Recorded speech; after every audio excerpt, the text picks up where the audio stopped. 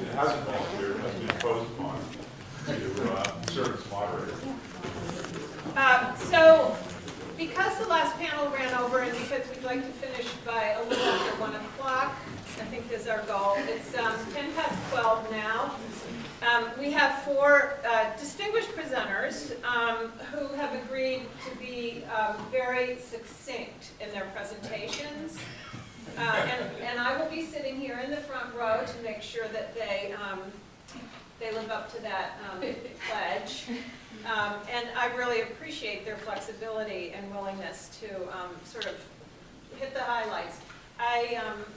I would like to see a show of hands as to how many people would like to have questions after each presentation as opposed to waiting until the end. So who wants to have questions throughout the presentations? Nobody. Who wants to wait till the end? Everybody. Okay.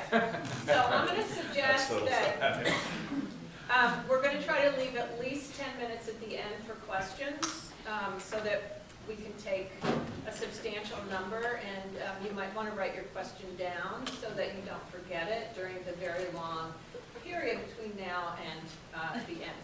So without further ado, I'd like to introduce James Prieger of you're at Pepperdine, right? Yes. The School of Public Policy. Thank you.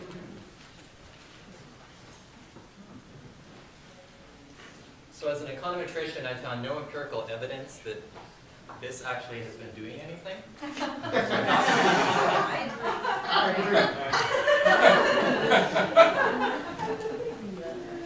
And also for purposes of being able to see the screen, I'm going to stand back here, which might also have the added benefit for me that when you start throwing rotten tomatoes, I can duck. No, but I do want to first of all thank the schools here at UT for inviting me and those of us in academia to take part. It's been wonderful to see a bit of the campus and to be part of this crowd. This is not my usual academic crowd in some ways, and so I think some of my perspective here today is as an outsider, and so I plan to play that role to the full and perhaps stir the pot up a little bit. Also, for those of you grad students still here, I just want you to see the opportunity cost. I'm not going to Pepperdine. No, I do this because I used to teach in the University of California system, which everyone knows about. Pepperdine, a much smaller school. Most people haven't seen it, but it is a very nice place. Okay, so what I plan to talk about, we're short on time. So, point 2. How are we going to assess these latest federal efforts that we have had in the last couple of years? And actually, so this is a panel on looking ahead. I am going to look ahead by looking back. So maybe that's why I'm the first speaker. I did try to find some information on some evaluations of the latest VTOP projects, and so I'll close with a few remarks on those. Okay, so here's what I'm not talking about. Isn't ICT great? 30 seconds ago, or 5 minutes ago, that was in the plan. Okay. Now, here I want to turn to the question of, as these new plans potentially get rolled out, that the other folks here will be saying more about than I will, what should we expect of them? How can we evaluate them? What can we learn from past attempts at evaluation? And here I'm relying very heavily on a paper that I wrote with Janice Howdy. And this is where I say, those pesky economists. My comments from here to the end might rile some of the people. Now, I have the advantage of having done this literature review before I met probably a lot of people in the room that did the literature. So if I offend anyone, let me apologize in advance. And again, these are comments as an outsider, as an economist. Most of this literature review most of the literature was created by people outside of economics, so I very much have a unique perspective. But I do have to say that looking at many of even going back to the top funded studies, much less the VTOP funded studies, but just demand stimulus programs in general, what do we know about how they work? To an economist, I have to say, not that much. The evidence is very thin. Many apparently, really good-looking programs don't seem to have been adequately evaluated. And again, from my point of view, too often the success of the programs is measured in terms of implementation. And this is not a knock at all on those of you with boots on the ground. This is not even really a comment to you. Presumably you're doing what is asked of you by the funder. Okay, how many computers were installed? How many hours of usage were there? How many clients were served? Does that get at the question of so what? I'm not sure that it does. So I'll come back to that. Sometimes, particularly those who partnered with academics, some attempts at evaluating the impacts have been made.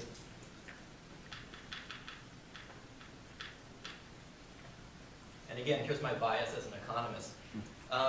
Sometimes people say the plural of anecdote is data. The plural of anecdote to me is anecdotes.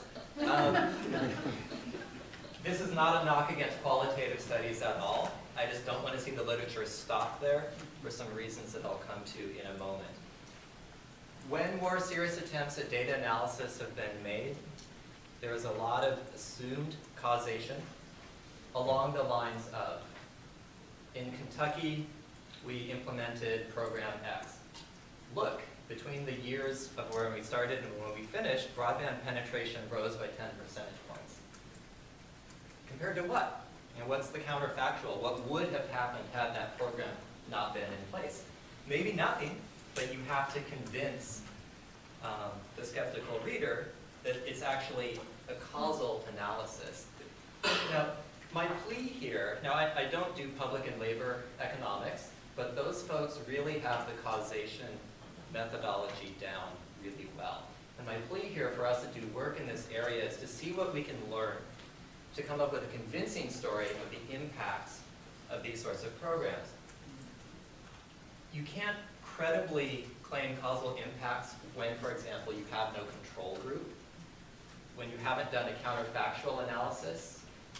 What would have happened in the absence of the program has to be addressed, particularly as technology is diffusing all the time. So in the absence of the program, it's not that everything is sitting still in society. A lot of these studies don't even have a before and after analysis. And yes, I know, maybe you didn't have funding for it, maybe it wasn't the mission of what you were doing, and I understand all that. I'm just saying, think about the skeptic, and think about the skeptic, because they are the taxpayer, and they might be the congressperson. So here are some of my suggestions. I think that with the round of BTOP programs that are coming to fruition, and these other programs that might be starting up at the federal or the state level, I think we really have to go after the so what question. We shouldn't be content with measuring number of people served, number of computers put in place. Broadband or digital inclusion, arguably, is not an end in itself. And we've already heard that this morning. It's instrumental. So what do you really want to see happen in the lives of the people that are using the services? Can we measure it? Can we say something about whether we're meeting those goals? I think that's where the literature needs to go. And that requires that appropriate data be gathered to be able to address these questions. And again, maybe this is not so much for those of you involved with program implementation, but maybe it encourages you at the start of the project to partner with an academic. Someone here, for those of you in the area, someone local to Sharon and Ken. I'm sure they're academics. They're always on the lookout for good research projects. They know how to think about these sorts of issues and questions. Now, this is where I'm drawing specifically on the econometrics approach to how we would do these things, had we the data. Randomized controlled trials give you an automatic control group. It's the gold standard, certainly in the hard sciences, and it's becoming that in the social sciences. Why can't we do this?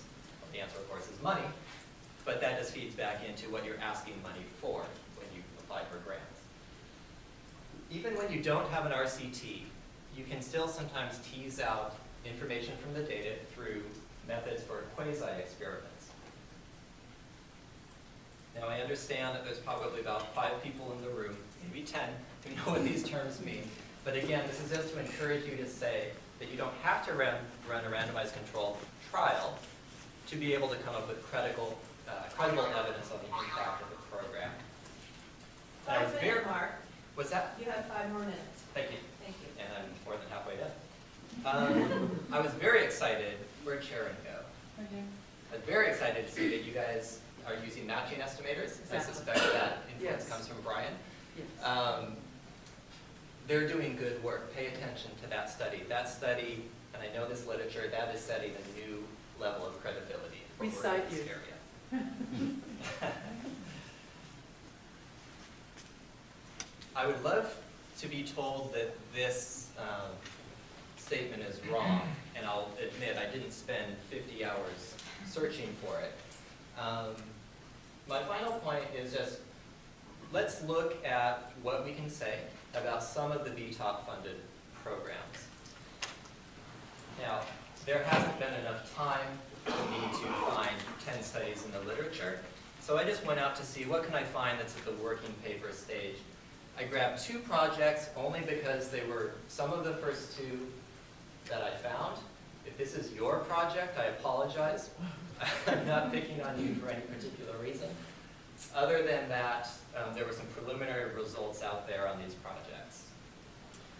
So, I didn't realize that so much was going to be about public libraries at this conference, but fortunately enough, one of the recent funded projects had to do with a project in Michigan to upgrade public library facilities.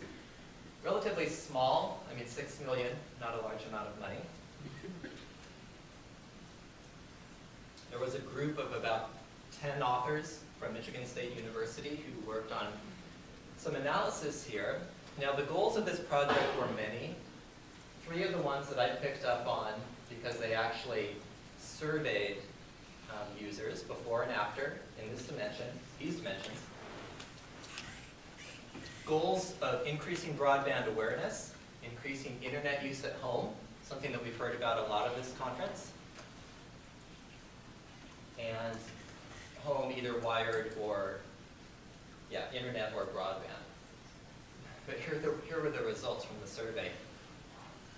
Nothing.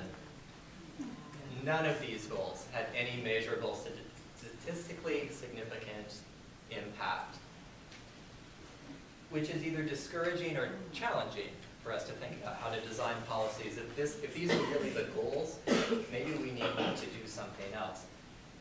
Now, here's where maybe I start tweaking some of you a little bit. This is a conference of people who believe in what they're doing.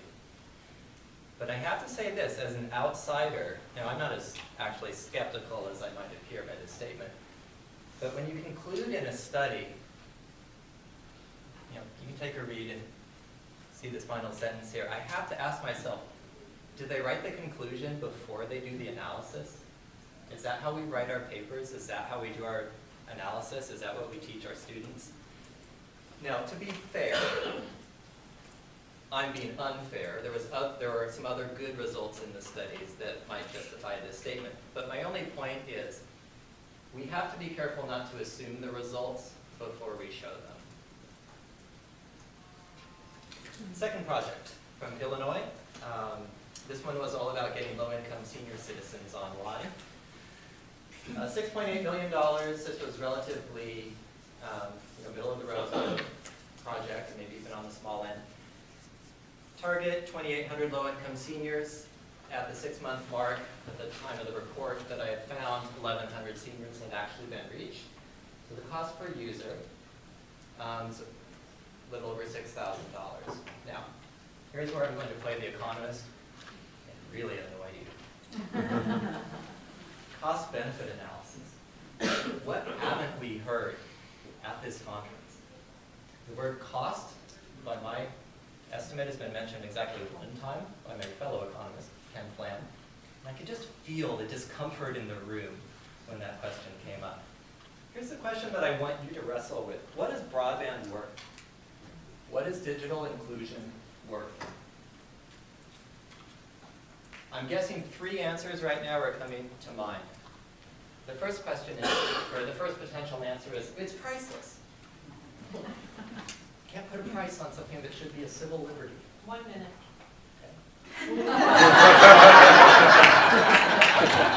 Very smooth. I'm timing it. I think that answer stands for itself. The second potential answer that I'm very sympathetic to is that it's incalculable. How could we measure it? Here's the question, though. The taxpayer is going to ask. The congressperson is going to ask. The senator is going to ask. The senator might even have a staff that says, well, look, if we spend $1 on education and we send a kid to college, the educational economists can tell us what that is worth. Why can't we? So the third answer that I hope at least some of us are thinking about is we don't know, but we should start to find out. Because this is what we have to do to convince people to continue spending money in this area.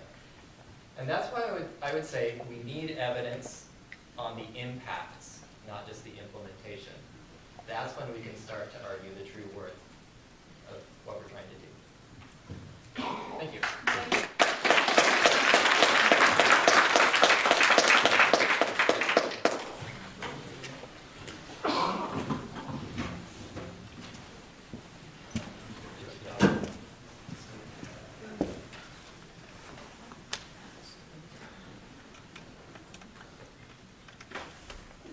A lot of you might want me to save this, but I'm going to save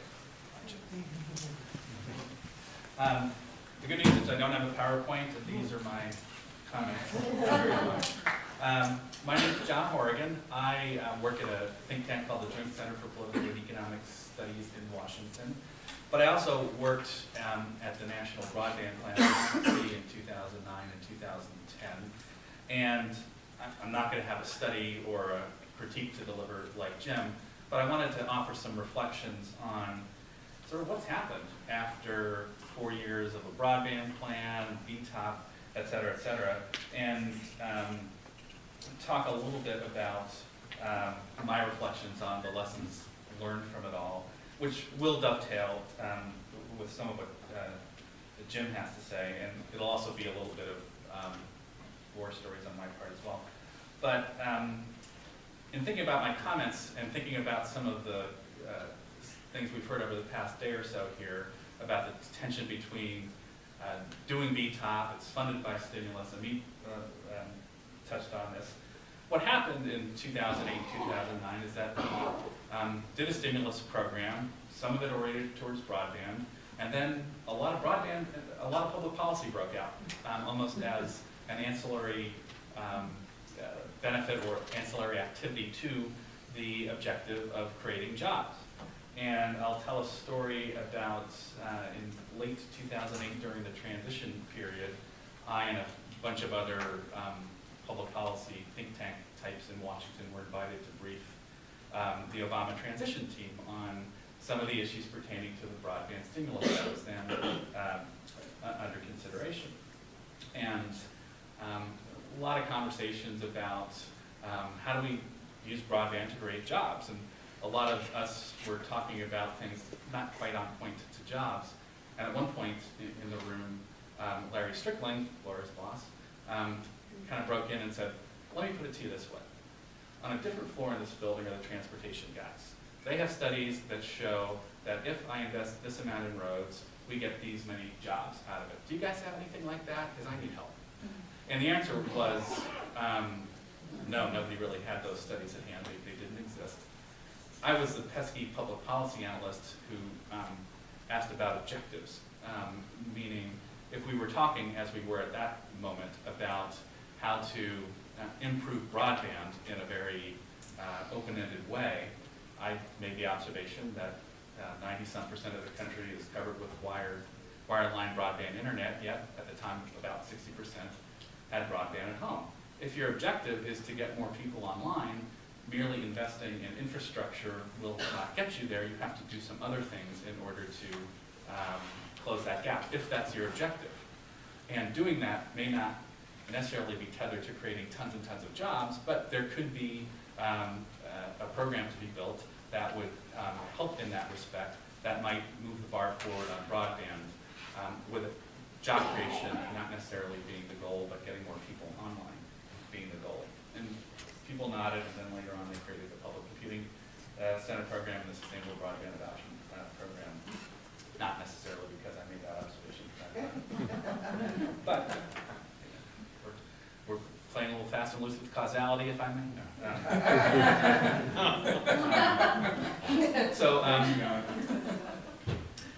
So the thing I wanted to talk about and touch about was, so what has happened after all this activity from the perspective of the policy community, less concerned for the purposes of my comments on the topics that Jim talked about, although with other hats on, I'm very concerned about the notion of measuring impacts and results for all the reasons that Jim said. But what happened after the broadband plan was released and during its development, what has happened as VTOP has infused itself with its hundreds of millions of dollars into various communities is one, and I think this has been a surprise to some people in the policy community, there's an incredibly high level of interest in communities on using broadband for various purposes. It could be improving healthcare, it could be improving economic development. And I think that was a surprise to a lot of stakeholders after the broadband plan was released. Evidence of that came further when Google announced its Google Fiber competition in 1,100 cities applied. I think that was a surprise to Google. The federal investment, the commitment by Google to hold this contest really was a catalyzing effect in this space to get people thinking about ways to use broadband productively. You're halfway through. So I think that catalytic effect has been very important in this space. Other lessons learned, and we've heard about this over the past day or so, is that one, the problem of increasing broadband adoption is hard, it's long-term in nature, and I think over the past, in my experience, in the past year or two, people in a lot of different corners of the policy community in Washington are starting to get that. This is a problem that's not going to be solved overnight, that it's going to take a long time. The other thing we've learned through the lessons learned by the various BTOP funded projects is that the problem of getting more people online is solvable. It's hard, but solvable. There have been a lot of lessons learned, and I know shortly BTOP will be coming out with something called the Broadband Adoption Toolkit, which helps gather some of those lessons together. That's worth looking at. I think what Jim was talking about having the rigorous assessments is crucially important, but I think by gathering lessons learned, as the toolkit is doing, you have an opportunity to think about how to build replicable models. And the toolkit is not a rigorous academic assessment, but I think we should recognize it as a very good and useful step forward and not let the desire for perfection and rigor of assessment be the enemy of a very good set of lessons being gathered by the broadband adoption toolkit. So those are some good news items. Some not so good news is that obviously we don't have a path forward for lots of these projects to be sustained going forward. And it's not clear that even with the $450 million in investment between PCC and SBA, that the resources devoted to the problem really touch the scale of the problem. So that's the challenges going forward. A few final comments on where to go in the future. A lot of the discussion in Washington, at least, tends to focus on how to get that broadband adoption number up, which is important. I think the thing that we have to start to really focus on is not so much that broadband adoption number, but also how people are using broadband. And this goes to current subscribers to broadband as well as to non-subscribers whom we do want to get online.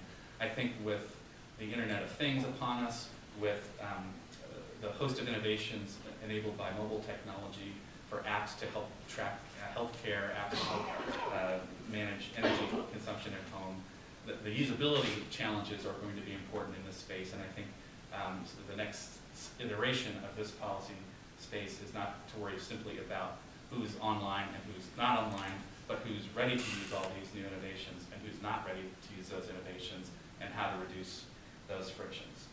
And finally, I think it's very important going forward to bolster state and local capacity for planning around broadband. If I were king in the midst of a $2 billion Lifeline Link-Up program. Some portion of that from the FCC could be directed to NTIA to continue funding the kind of planning capacity that I think has been a very important consequence of the stimulus bill from 4 years ago. I think that could be money well spent to give states and communities the ability to be impactful and consequential actors in the broadband policy debates that will go on, I think, for another couple of years. So those are some quick observations of what we've been through in the last 4 years. I would agree wholeheartedly with Jim that we want to understand in a rigorous way the impacts of these programs, but from sort of the public policy perspective, I do think there's a case to be made for sustaining and bolstering the capacity of states and communities to be active participants in the broadband debates that I don't think are going to go away anytime soon. So thank you. I hadn't quite realized that this was going to be the downer session. I saw it coming. You saw it. I did. I'm sure you did. I did. So I'm not going to go through my slides. I'm just going to sort of talk about sort of the high points here. So this is really kind of the ghost of Christmas past talk. So I do want to accentuate one thing that I think Jim did say, that economists are sort of surly and skeptical a lot as a group. The dismal science. The dismal science, thank you. But it would not be impossible to design a study that met Jim's standard. Actually, it wouldn't be the randomized controlled trial that he's talking about. You would not need an enormous sample. You need a well-designed study, but it wouldn't have to be huge, and it wouldn't have to be that expensive. And I think we had a conversation about this yesterday. It might actually be useful to do something like that. Anyway, so I'm going to talk about what used to be the biggest subsidy before VTOP came along, and actually in some respects still is the biggest subsidy, the mother of all subsidies to broadband in the United States, which is the E-rate program, okay? And it's an interesting historical case. There's data available. It's not clean data. You have to do a lot of machinations to try to do something with it. And the way it was released in public form makes it even more difficult. You have to cope with a variety of problems. But it's an interesting program. It was a very large program. This is a program that spent about $2.25 billion a year. Now, the entire VTOP program, the portion we're talking about today, is on the order of $4 billion. This is $2.25 billion a single year, okay? And this has been going on for years, decades, well, verging on decades.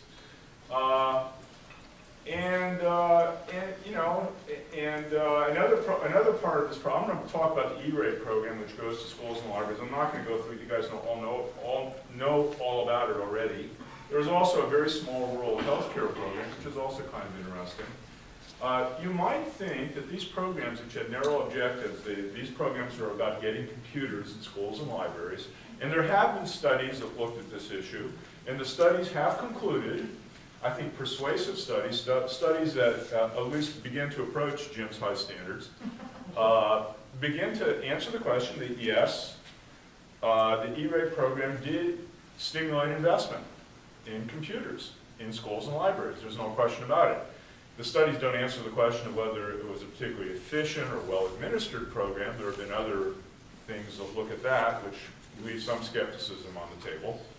But it certainly had the desired impact. It increased computers in schools and libraries, no question about it. Well, you can still raise questions about it, but I think there's good answers to that.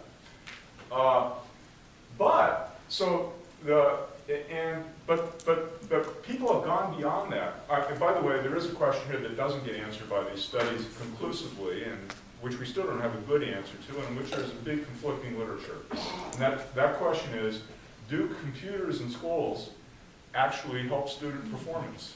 Okay, that's actually kind of a question mark. There's a very contradictory literature out there. Some people find effects, some people, and question what you're trying to measure, you know, whether you're waiting long enough. That's very important literature, which still, you know, is not definitively, that's a question that hasn't been definitively answered, I think. There's all kinds of contradictory stuff out there. So let's leave that question aside. A lot of people go beyond this question of did it put the schools, computers in schools and libraries, and say, well, this probably has also helped the broader goal of getting broadband out to communities. Why? Well, it's a catalyst on the demand side. If you subsidize extending broadband to a school or a library, then it's the fixed cost of getting the broadband there has already been paid for, and essentially, you know, surrounding communities can now take advantage of a resource, or at least a fixed cost that's already paid for. That, you know, you could also argue network and diffusion effects. People in surrounding communities realize they want broadband when their kids come home and want to do their homework. Demand is stimulated. The survey topic that Jim was talking about earlier.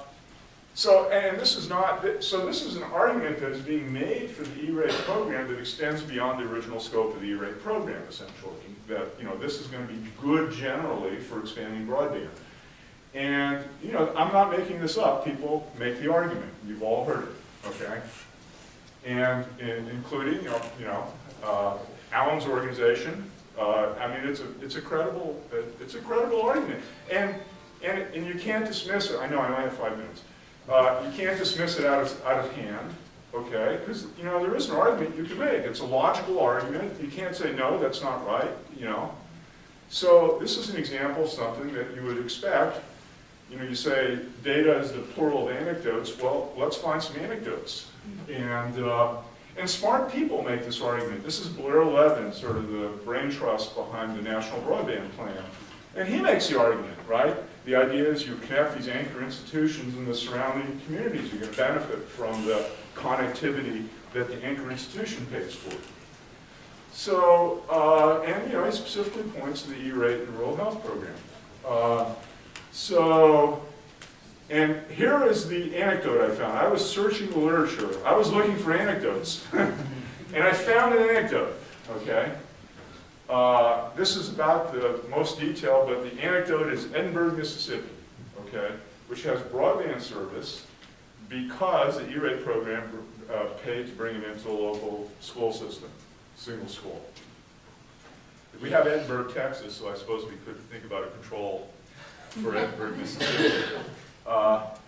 But so to make a long story short, so the idea was if we look through the data, can we find anything that supports this? With a lot of work, you can kind of assemble a data set that kind of gets at this issue and do at least some things to try to tease out the issue of whether communities that got E-rate funding actually show increases in the number of competitors providing broadband service in that area. And at the end of the day, you go through it all. I'm not going to drag you through all this, blah, blah, blah, blah, blah.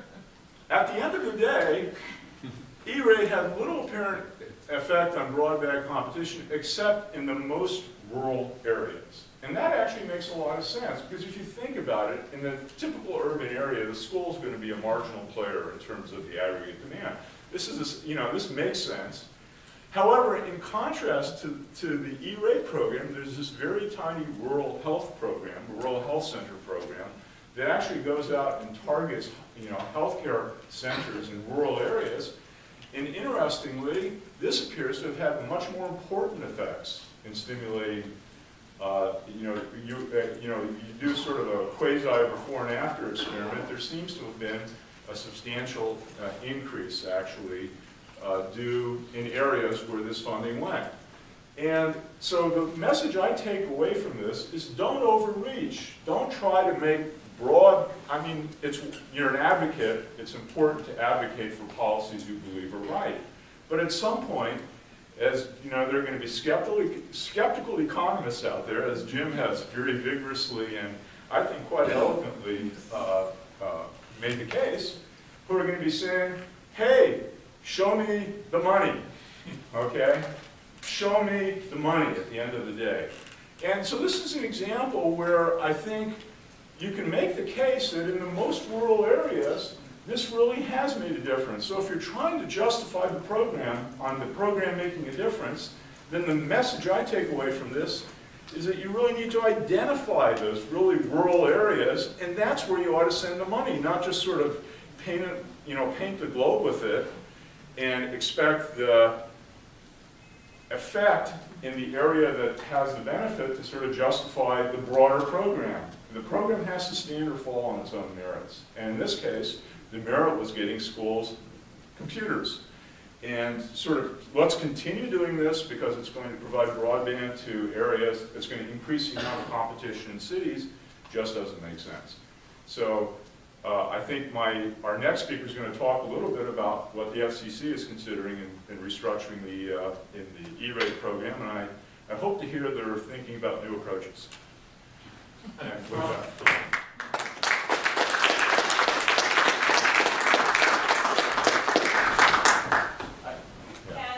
Are the slides going to be online somewhere? Yes.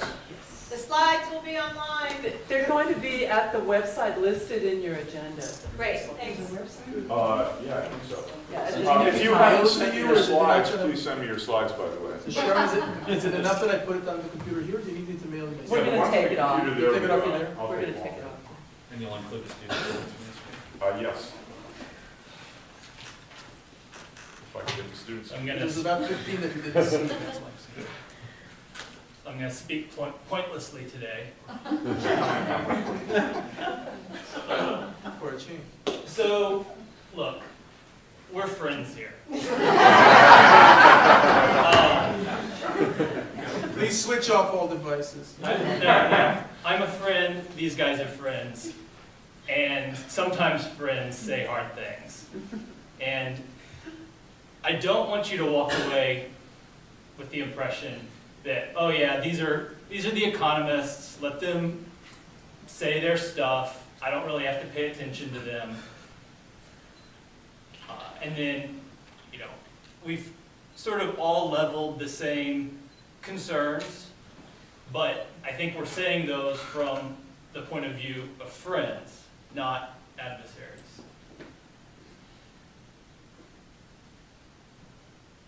What I want to say, and my point, which is really just kind of a summation here, and I guess I'm saying it in a sense from Washington and seeing what's going on, is that Broadband Policy 2.0 is here.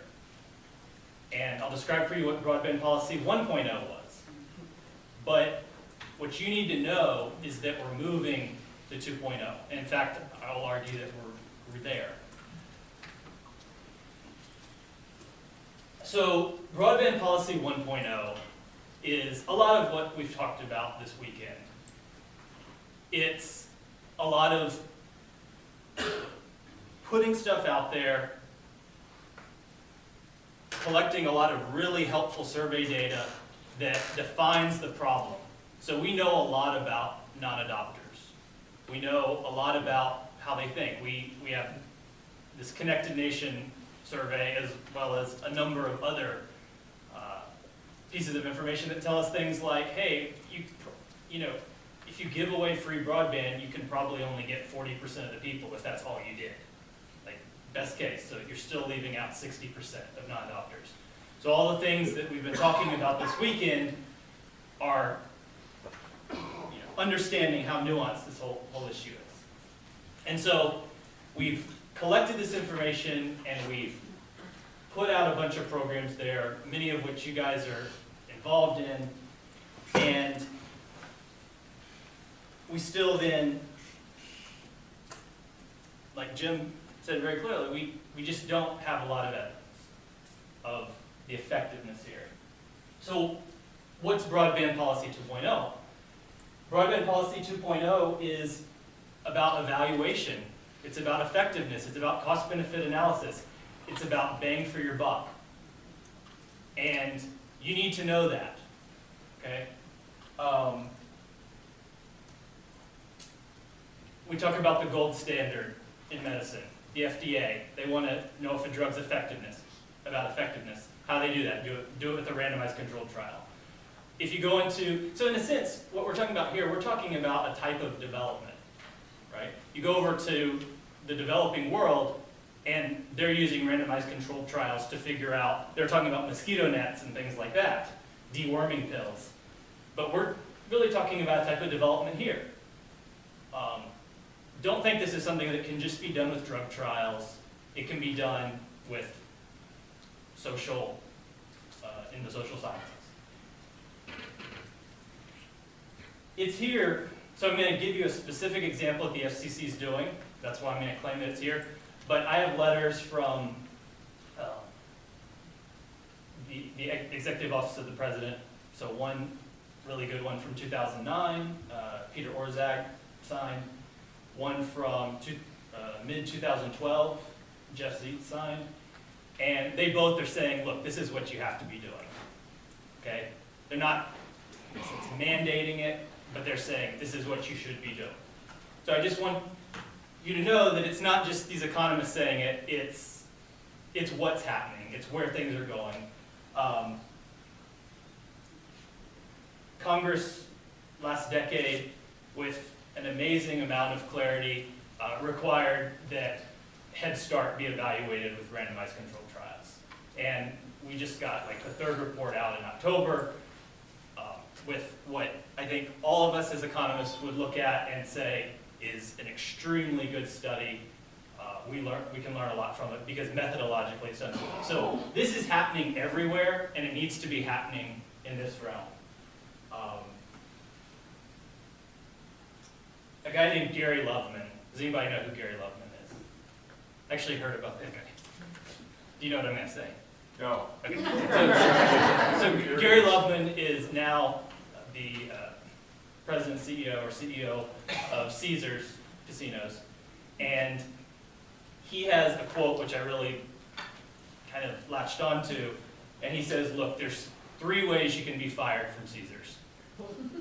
You can be fired for theft, sexual harassment, and running an experiment without a control group. And he's dead serious about it. I guess my mission, in a sense, at the FCC is to get the FCC to where, ideally, where you can be fired for theft, sexual harassment, and running an experiment without a control group, running a policy without a control group. And believe it or not, we're sort of getting there. You guys don't want to be left behind, and I would just give you a couple, you may be saying, okay, what do I do? So I've had some good conversations this weekend about this with people. Let me just give you a couple ideas. First of all, grad students.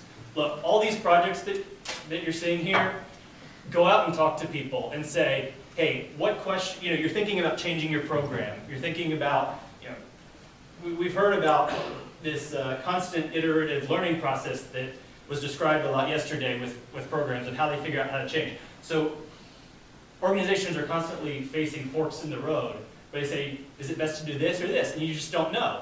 That is a perfect opportunity to do a randomized controlled trial. Because you're honestly saying we don't know, but you really, really care about your customers. I know you guys care about your customers. And so what you need to do is you want to say, hey, let's do an RCT, randomized controlled trial. Let's do an RCT. Let's figure out the best thing. Maybe it'll take a month, maybe it'll take a year. But then we can go forward with confidence, knowing that we're actually doing the best thing for our customers. And I think that's what we all want here. You're saying, so grad students, go and find these people and tell them you want to do it. If you're on the organization side and you're saying, look, I realize I want to do this, I care about the people I work with, but I don't really know how to do this. First of all, I'll just say it doesn't have to be expensive. In many cases, it can be extremely low cost, because you may already be doing a lot of things that you need to be doing to collect the data. But go and talk to some of the folks here at UT. They have the credentials, they have the understanding of how you would need to do this, and they can help you. So that's what you should do. And what is this going to do for you? Look, you'll have confidence, you'll know what you're doing works. But then also, as we move into Broadband Policy 2.0, as you're going out for grants, this is going to make you a much stronger applicant, because people are going to be looking for this, and you're going to be competing against folks who are doing this and saying, look, what we're doing works, because it's not going to cut it anymore. And, budgets might be getting smaller, so you want to have that competitive advantage. Let me talk about quickly what's going on at the SCC. And what I would say is kind of Broadband Policy 2.0 at the very beginning. We're very, very excited about it. The Lifeline Transformation Order of about February 2012 called for a Lifeline broadband pilot program. It specifically said, and this actually goes all the way back to the National Broadband Plan. So when we passed this, 1 minute. 1 minute, okay. When we passed it, well, y'all can ask questions if you want to hear more about the Lifeline trials. This goes back to the National Broadband Plan saying this is what we should do. We have 14 projects, and we specifically asked in the public notice that there be field experiments, and that's another way of talking about these RCTs, that are looking for the causal connection. So we want to understand how does the subsidy level affect adoption, and a whole nother range of a bunch of other outcomes. We want to understand how hardware works into it. How does digital literacy work into that? So if you guys are interested in it, and I'll let you just ask questions. If you are interested, if you're not interested, you don't have to ask a question. But we have some really great projects, one of which John's consultant on, which we're very excited about. It's going to help us understand the causal impact of digital literacy. Okay? And I'll leave it at that.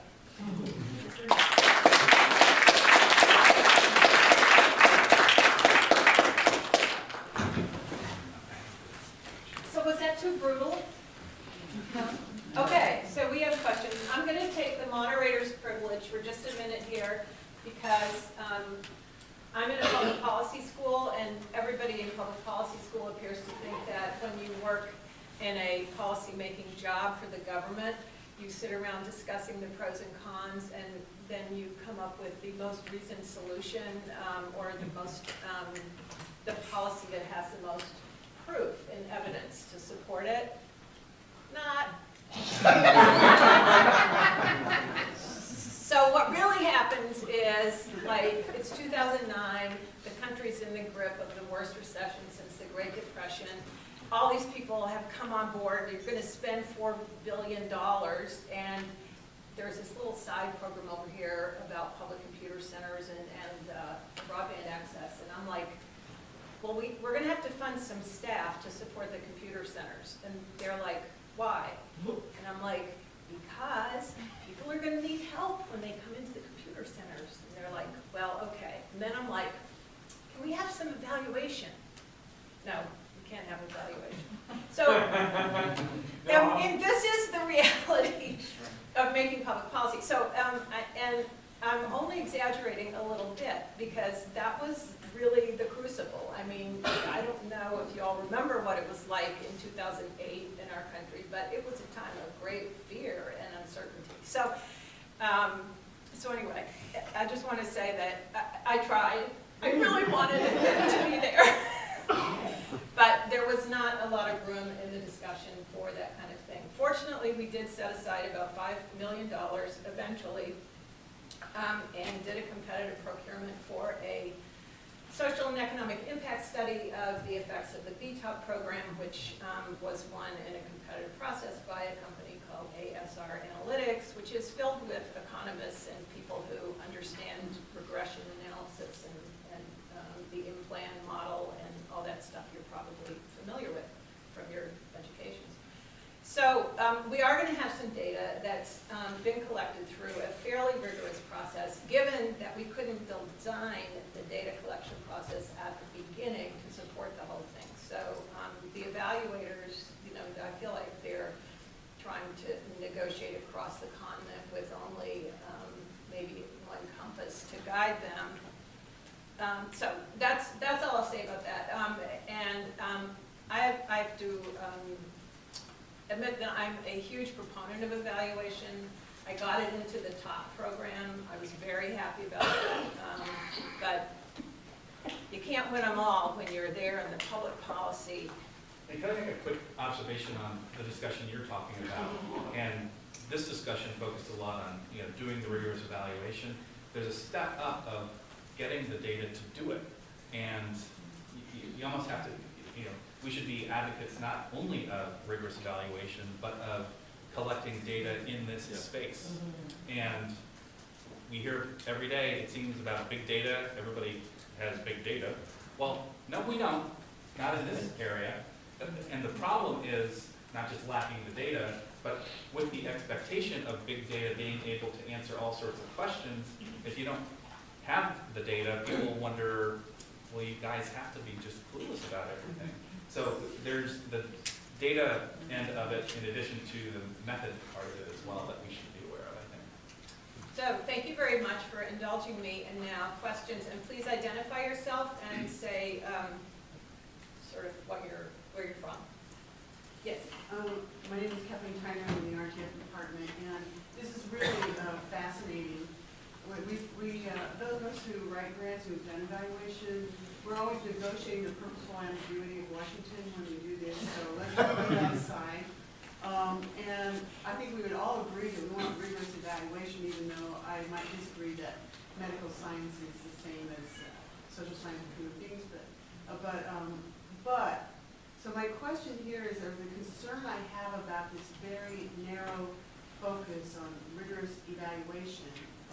We see it going that way for years, really. In fact, even the foundations now want impact evaluation.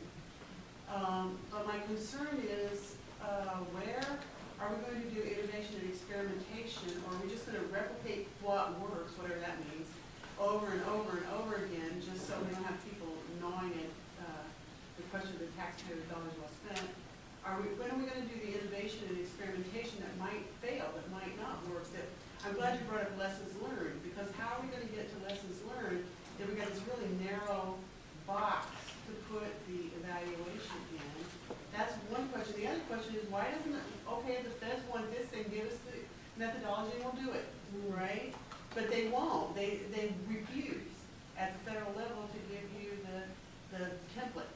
All right, so if that's what they want, okay, we'll do it, but you get bigger data that way, but they won't do it. So we're left out here to do evaluation.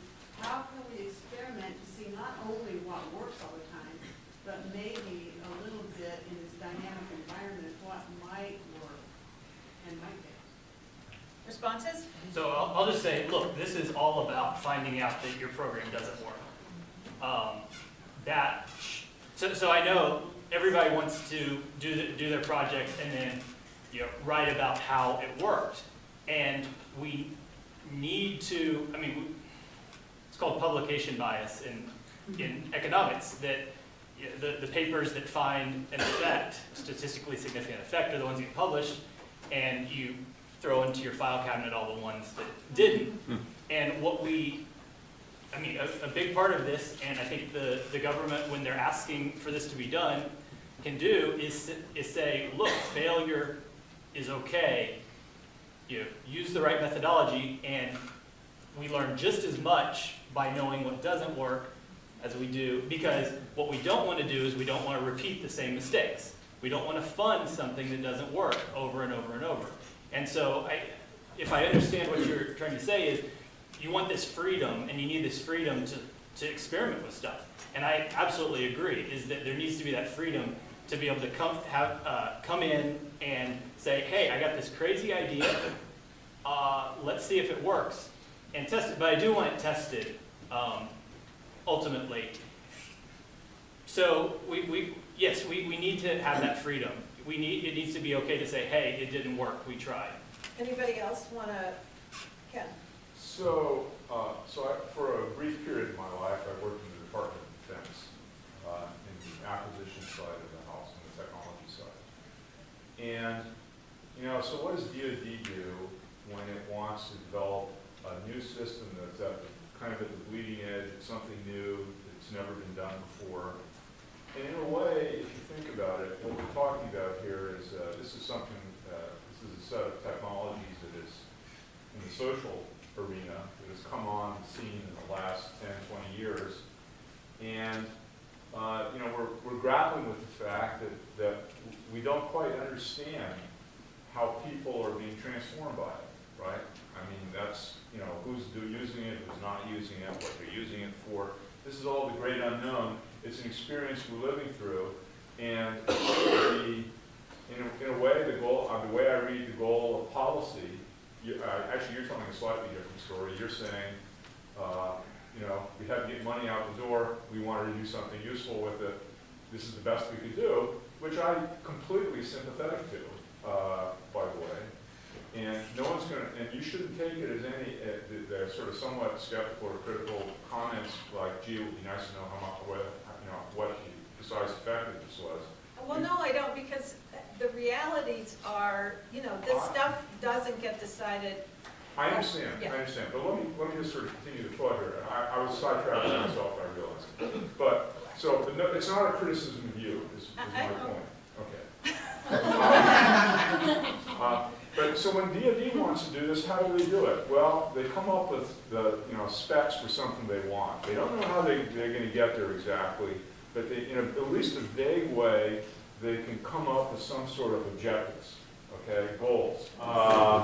We'd like to thank you all. It's been a really interesting. I've learned a lot. I'm sure We've learned we students need have 2 learned a lot. days. And thanks to Sharon and everybody from us. And, yeah. So thank you all very